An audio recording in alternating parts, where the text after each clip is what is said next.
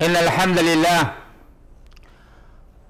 لله رب العالمين والصلاة والسلام على رسول الله وعلى آله وصحبه ومن تبعهم بإحسان إلى يوم الدين. أما بعد فيا أيها الأحبة السلام عليكم ورحمة الله وبركاته. وحديثي معكم الأمور التي تنور بها القبر. Lahat ng papuri pasasalamat na uko lamang kay Allah na siyang Panginoon ng lahat ng nilalang. Ang pagpapala, kapayapaan mapasa ating mahal na Propeta Muhammad sallallahu alaihi wasallam sa kanyang mga kamag-anak, kanyang mga kasamahan, at mapasa lahat ng mga taong sumunod sa kanyang mabuting aral hanggang sa araw ng paghuhukom. Mga minamahal naming mga kapatid,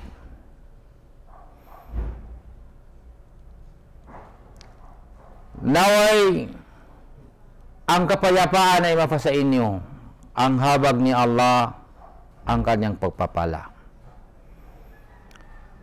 So, ang paksang tatalakayin ko ngayon para sa atin o kaya para sa inyo na yung mga bagay na kung saan ito ay maging sanhi na magkakaroon ng liwanag na yung hukay, libingan ng isang taong pagdating sa kapag siya ay pumanaw na.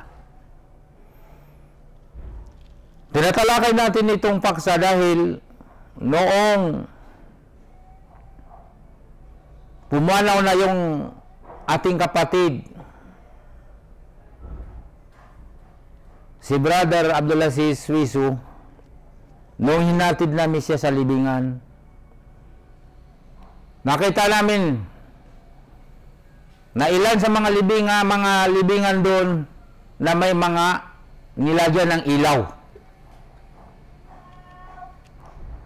Sa paniniwala ng sinumang gumawa noon ay magkakaroon ng liwanag yung libingan ng sinong nagmamayari ng libingan na yaon na kung saan nilatag doon sa ibabaw niya ang ilaw. Ngunit, kahit lahat ng ilaw rito sa mundo, ilagay dun sa ibabaw ng libingan ng isang tao na hindi siya pinagpala ng Panginoon Allah, wala siya rin magiging pakinabang doon. Hindi maging kapakipakinabang sa taong baon doon sa lupa na yung mga ilaw na ilalagay niya sa ibabaw na kanyang libingan. Kaya walang kwenta yung mga ganong ginagawa. Ngunit mayroong mga bagay na babanggitin natin dito ayon sa sinabi ng iba sa mga eskulat na kung saan ito ay magiging sanhi na makakaroon ng liwanag yung libingan kapag ginawa ng isang tao ang mga gawain na ito. Una, al-ikhlas lillahi azza wa jal. Magiging taos puso, sinseridad yung ginagawa ng tao na kung saan yung kanyang mga ginagawang pagsasamba kay Allah, ito ay para lamang kay Allah. Alang-alang lamang kay Allah subhanahu wa ta'ala. Sinseridad kay Allah subhanahu wa ta'ala. Walang ibang layunin doon sa gawain na yun na kanyang ginawa o kaya yung salita na kanyang sinabi. Hindi pa kitang tao. Hindi para marinig nila o masabi nila. Ito ay alang-alang lamang kay Allah subhanahu wa ta'ala. Taos puso lamang kay Allah subhanahu wa ta'ala. Kaya, sinabi ng Panginoon Allah subhanahu wa ta'ala, A'udhu billahi minasyaitanir rajim, wa ma umiru illa liya'budullaha mukhlisina lahuddin. Wala kami, sabi ng Panginoon, walang ipinag-utos sa kanila. Walang ipinag-utos sa mga tao. Illa liya'budullah, maliban sa upang sambahin lamang si Allah subhanahu wa ta'ala na siyang tanging nag-iisang Panginoon na karapat dapat sambahin. Upang sambahin si Allah subhanahu wa ta'ala bugutangi na kung saan siya lamang na inaalayan ng pagsasamba. Mukhlisin lahuddin, na kung saan ang pag-aalay ng ibadah, pagsasamba sa Kanya, ito ay taos puso para lamang kay Allah. Sinseridad para lamang kay Allah subhanahu wa ta'ala. Lahuddin, si Allah ang nagmamayari ng pananampalatayang Islam. Kaya minamahal namin kapatid, yun ang unang bagay na kung saan kapag ginawa mo ay magkakaroon ng liwanag yung hukay, libingan ng tao. Ikalawa, birrul walidain, yung pagsagawa ng mga kabutihan, mga mabubuting gawain para sa dalawang magulang. Ang sabi ng Panginoon Allah subhanahu wa ta'ala, wa'budullaha wa la tusyriku bihi syai'a wa bil walidaini ihsana. Sambahin ninyo si Allah na wag kayong gagawa na anumang pagtatambal. Yung pagsasamba kay Allah subhanahu wa ta'ala, kailangan walang halong pagtatambal, shirk, at patungkol sa dalawang magulang. Kailangan gagawa tayo ng mga mabubuting gawa para sa kanilang dalawa. Yan ang ikalawa. Pangatlo, silatul rahim, yung makakaroon ng ugnayan, idudugtong natin yung ating pagmamahal sa ating mga kamag-anak. Kailangan magkaroon tayo ng ugnayan sa ating mga kamag-anak na hindi maputol yung ugnayan natin sa kanila. Mamahalin natin sila, makipagtulungan tayo sa kanila. So, yun ang silatul rahim na kung saan sinabi ng Panginoon Allah, wa ati wal qurba haqqahu. Kabilang sa sinasabi, usapin na tinatawag na kabutihan, mabubuting gawa, na kung saan ikaw ay magbibigay ng kawanggawa o anumang mabubuting bagay na ibibigay mo doon sa mga kamag-anak mo, mga mahal mo sa buhay. Nang pipiliin mo na yung bagay na yun na gusto-gusto mo, yung bagay na minamahal mo, so yun ang gagawin mo kawanggawa para sa kanila. Na kung saan, kapag ikaw ay nagbigay ng kawanggawa sa mga kamag-anak, makakaroon ka ng dalawang reward. Dalawang gantimpala.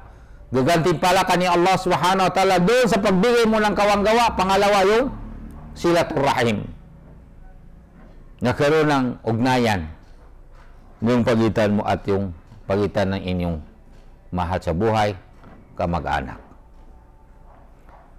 Kaya nagsabi ang Propeta Muhammad sallallahu alaihi wasallam ayon sa hadis ni Anas ibn Malik radhiyallahu anhu, sinabi niya, qala Rasulullah sallallahu alaihi wasallam, sinabi ng mahal na Propeta Muhammad sallallahu alaihi wasallam, man sarra o man ahabba ayyubsata lahu fi rizqih wa an sa'alahu fi athari falyasil rahimah. Rawahul Bukhari. Ayon sa hadis ni Anas ibn Malik radhiyallahu anhu, sinabi ng mahal na propeta Muhammad sallallahu alaihi wasallam, ang sabi niya, ang sino mang nagnanais na kung saan dadami ang kanyang mga biyaya, galawak ang kanyang mga biyaya, lumalago ang mga biyaya na pinakalob ni Allah sa kanya, at hahaba ang kanyang buhay, mamumuhay rito sa mundo ng matagal, anong dapat niyang gagawin? Dapat makipag-ugnayan sa kanyang mahal sa buhay. Tulad ng kanyang magdalawang magulang, yung mga kapatid, mga tiyuhin, yung mga pinsan, lahat, mga kamag-anak. Siya ay makipagtulungan sa kanila, maging matulungan sa kanila, at manatili na yung kanyang ugnayan sa kanila na hindi mapuputol. Yan ang pangatlo. Pang-apat, ay alla yudi'a umrahu fil ma'siyah. Iniiwasan niya na huwag niya sasayangin yung kanyang mga panahon, kanyang buhay, kanyang umur sa mga bagay na pagsusuway kay Allah subhanahu wa ta'ala, sa mga bagay na paglalabag sa kagustuhan ni Allah subhanahu wa ta'ala.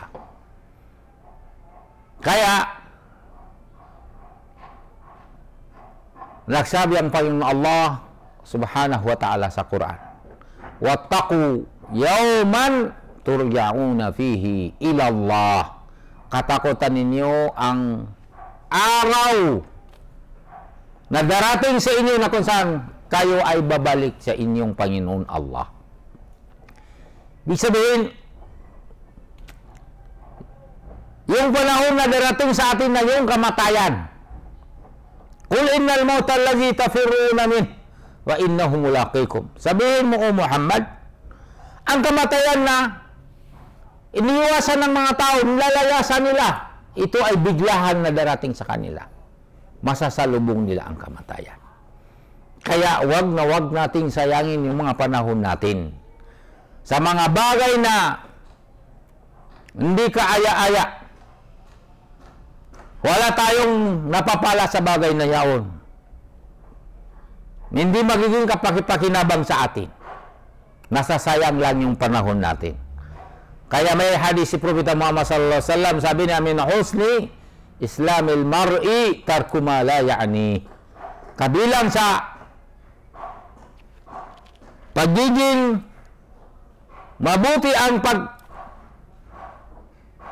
ang pagiging mabuti ang pananampalataya na isang tao sa pamamagitan na kung saan iniiwasan niya yung mga bagay na walang kabuluhan. Yung mga bagay, salita man o gawa, na wala siyang napapala doon. Hindi niya mapapakinabangan din sa mundo at sa kabilang buhay. Kaya, iniiwasan niya. Qad aflahal mu'minun alladhina hum fi salatihim khasi'un walladhina hum 'anil lagwi mu'ridun. Tunay na nagtagumpay yung mga naniniwala sa kaysa ni Allah, naniniwala kay Propeta Muhammad sallallahu alaihi wasallam, na kung saan sila ay habang nagdarasal, sila ay naramdaman nila yung tunay na pangangamba at takot kay Allah. At sila ay patungkol sa mga bagay na wala silang napapala. Doon sa mga bagay na yaon, hindi na mapapakinabangan sa mundo at sa kabilang buhay. Katulad niyong mga paglalaro na mga bagay na walang napapala. Wala kang napapala doon. Ito ay iniwasan nila. Mu'ridun, tinatalikuran nila.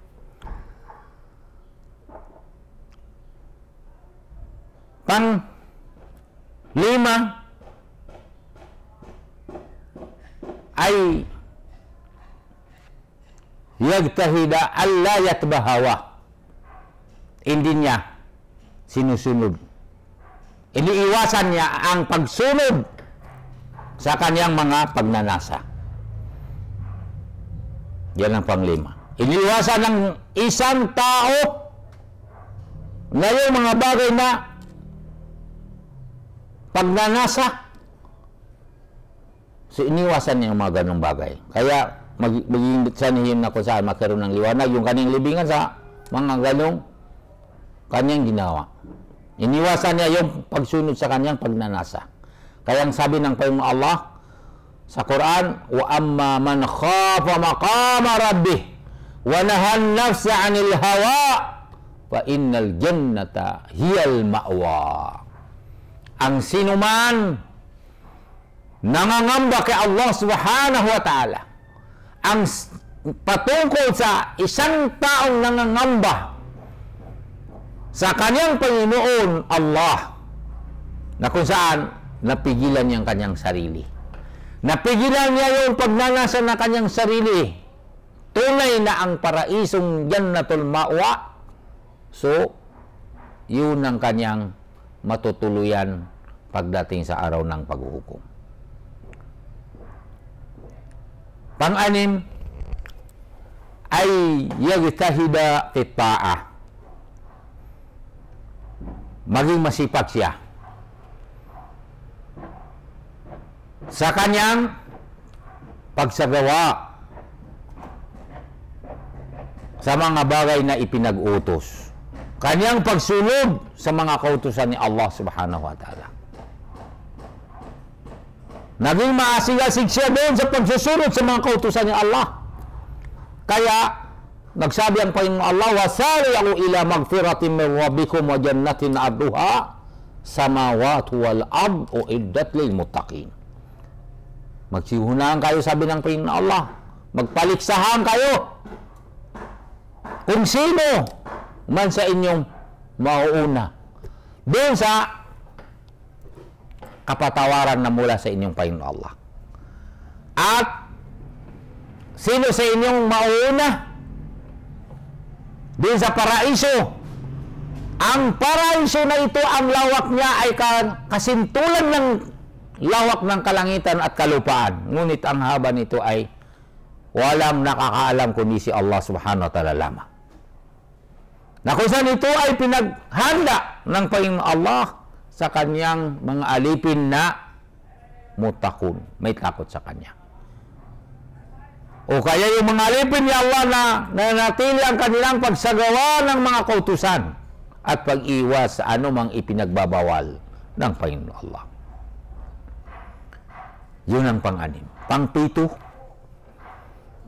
ay yazkurullaha dhikran kathira. Yung paggugunita kay Allah. Pag-ala-ala kay Allah Subhanahu wa Ta'ala ng maraming zikir kay Allah. Kaya nagsabi ng Panginoon Allah, ya ayyuhallazina amanu zkurullaha dhikran kathira wasabbihuhu bukratan wa asila. O mga mananampalataya, mag-aalala kayo kay Allah, gugunitahin niyo si Allah Subhanahu wa Ta'ala ng marami. At bigkasin niyong Subhanallah, kalwalati ng Panginoon Allah sa umaga at hapon. At bukod ba doon, para maparami natin na yung zikir natin kay Allah, lahat ng mga bagay na ating ginagawa, kailangan ay yakula fi ibtida'i kulli shay bismillah. Kailangan bigkasin natin sa lahat ng mga bagay bago natin umpisahan. So, bigkasin natin yung bismillah sa ngalan ni Allah. Ibig sabihin, hihingi tayo ng tulong kay Allah Subhanahu wa Ta'ala. Magbasa ng Quran, bismillah. Magbasa ng kakain, bismillah. Matulog, bismillah. Bago natin umpisan yung mga bagay na ating mga ginagawa, So, sisimulahan natin ng Bismillah. Mag-umpisa tayo sa Bismillah. Sa ngalan ni Allah. Pangalawa, kapag natapos natin yung bagay na yun, so, bigkasin natin na naman yung Alhamdulillah. Kung sakali, iza jara ala lisani, ma la ya'ni, wa yaqulu astaghfirullah. Kapag nakapagsalita tayo, nakabito tayo, nabitawan natin, na yung salita na sa tingin natin ay walang kwenta. Hindi ka aya-aya. So, anong dapat natin gagawin? Sabihin natin, bigkasin natin yung astaghfirullah. Humihingi tayo ng kapatawaran kay Allah subhanahu wa ta'ala. At gayon din kung sakali may dumating sa atin na naging problema na mga biglahan. So, anong bibigkasin natin? Yung la hawla wala quwwata illa billah. Walang kalagayan at walang lakas, kundi ito ay lakas na galing kay Allah subhanahu wa ta'ala. Kapag mayroon tayong gagawin bukas, ninais natin, hinahangad natin bukas, gagawin natin ito. Anong dapat natin bigkasin? Bibigkasin natin yung insyaallah. Kapag ninais ni Allah subhanahu wa ta'ala na mangyayari yung ating ginagawa, kaya gagawin natin yun. Gayon din, kung nadatnan tayo ng mga pagsubok, kagaya na nawala yung mahal natin sa buhay, siya ay pumanaw na, o kaya nawala yung mga bagay na ari-arian natin, o anumang pagsubok, so bibigkasin natin yung inna lillah wa inna ilaihi raji'un. Tayo ay ang nakakontrol sa atin, nagmamayari sa atin si Allah. Kaya tayo rin ay babalik, manumbalik rin sa Kanya. Doon din tayo babalik kay Allah subhanahu wa ta'ala. At paramihin natin sa pamagitan ng ating pagbigkas yung kalima la ilaha illallah Muhammadur Rasulullah.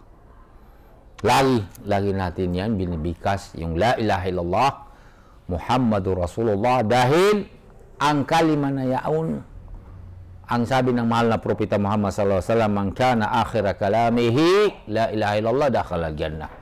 Ang sino mang maging kahuli-huling mabigkas niya na kalima, salita dito sa mundo, yung la ilaha illallah, siya ay makakapasok ng paraiso. At meron din si hadis ni Itban ibn Malik radhiyallahu anhu, qala Rasulullah sallallahu alaihi wasallam, la yashhadu ahadun an la ilaha illallah wa anni Rasulullah thumma mata ala dhalika lam yadkhuluhu an-nar wa fatatma'i wa lam yut'imhunna wa lam tat'imhu an-nar. Yung taong walang mapapala, yung taong pinagsasaksiyan niya na walang tunay na Diyos na pasambahan maliban lamang kay Allah, at si Muhammad ay kanyang sugo, na kung saan yung tao na yun hindi makakapasok sa impyerno at hindi susunugin, kakainin ng impyerno. Mayroon pang hadis, si Uthman bin Affan radhiyallahu anhu, qala man mata wa huwa ya'lamu an la ilaha illallah wa anni Rasulullah dakhala jannah. Sino mang pumanaw, namatay na kung saan alam niya na walang tunay na Diyos na dapat sambahin maliban lamang siya kay Allah, at ako ay sugo, si Propeta Muhammad sallallahu alaihi wasallam ay sugo, so ang tao na yun, siya ay makakapasok ng paraiso. Kaya sinasanay natin yung mga dila natin sa la ilaha illallah, dahil kapag yun ang magiging kahuli-huling nabikas natin, tayo ay namatay, so tayong mga taong pinagpala. Napakapalad na yung mga tao na naging kahuli-huling nabikas nilang sila ay nawala rito sa mundo, na yung la ilaha illallah Muhammad Rasulullah. Kaya sinasanay natin yung mga dila natin sa ganong mga bagay para maparami natin yung zikir natin na kung saan yun ang ipinag-utos ng Panginoon Allah sa atin. Kaya, tinalakay natin ito para masasabuhay natin na kung saan lahat ng mga gawain natin magiging taos puso para lamang kay Allah at si Allah subhanahu wa ta'ala lamang ating sinasamba at hindi tayo gagawa, iiwasan natin. Dapat natin iwasan yung anumang pagtatambal at kailangan maging mabait tayo sa ating mga magulang, magkaroon tayo ng ugnayan sa ating mga kamag-anak at hindi natin maging maasig-asig tayo sa pagsagawa sa mga kautusan ni Allah. Wag natin sundin yung pagnanasa ng ating sarili. So, magkakaroon tayo ng paliksahan para makamit natin ang kapatawaran mula sa ating Panginoon Allah at makamit natin ang paraiso. At gayon din na yung kailangan maging masipag tayo sa pagsagawa sa anumang pinag-utos ng Panginoon Allah hanggang dumating sa punto na ang magiging kalagayan natin lagi natin na gugunita si Allah subhanahu wa ta'ala. Kaya yun ang sabi ng Propeta Muhammad sallallahu alaihi wasallam, khafifatani alal lisan saqilatani fil kalimatani khafifatani alal lisan saqilatani alal mizan habibatani ila rahman subhanallah wa bihamdi subhanallahil azim. May dalawang salita na kung saan yung salita na yaon napakadali bigkasin ng dila, magaan pagbigkas ng dila nito, ngunit ito ay matimbang na gawain at minahal ng Panginoon Allah. Anong salita na yon? Madali bigkasin ng dila, matimbang sa timbangan at ito ay minahal ng Panginoon Allah. Ang dalawang salita na ito. So yun ang subhanallah il-azim, kaluwalhati ng Panginoon Allah ang dakila, subhanallah bihamdi, kaluwalhati ng Panginoon Allah sa pamagitan ng papuri sa Kanya. Subhanakallahumma wa bihamdika nasyhadu an la ilaha illa anta nastaghfiruka wa natubu ilaik. Kaya kaluwalhati ng ating Panginoon Allah na kung saan walang tunay na Diyos na dapat sambahin maliban sa Kanya. Kaya naway patawarin tayo ni Allah sa anumang mga pagkakamali natin. So dalangin natin kay Allah na kung saan itong video, sino man nakapanood nito at ibinahagi niya sa mga kasama, naway magkaroon ng malaking gantimpala, patawarin nawa siya ni Allah at maging kasama niya yung kanyang mga pamilya sa paraiso. Lahat tayo magsama-sama sa paraiso, kasama natin yung mga mahal natin sa buhay at lahat tayo ay iligtas ni Allah subhanahu wa ta'ala sa lahat ng kapahamakan dito sa mundo at parusa sa kabilang buhay. Naway gantimpala kayo ni Allah. Jazakumullah khair wa baraka fikum. Subhanakallahumma wa bihamdika nasyhadu an la ilaha illa anta nastaghfiruka wa natubu ilaik. Birahmatika arhamar rahimin. Assalamualaikum warahmatullahi wabarakatuh.